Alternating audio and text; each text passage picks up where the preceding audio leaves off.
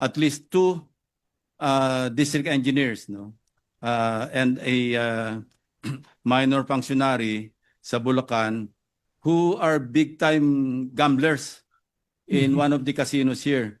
And the 2 of them, as per my information, used aliases. No? They hid their true identities, gumamit ng fictitious name, and ang recorded losses. This is just informal and official, but I intend to get the official record. Yung isa po natalo ng 300 million, yung isa more than 300 million.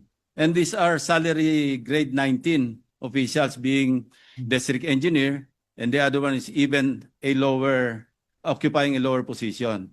So you can just imagine the enormity of the corruption that's going on. This is only in Bulacan, Mr. President. I got hold of the aliases that they used. So it will be easier for the concerned authorities to really identify or get all the records of their winnings and losses.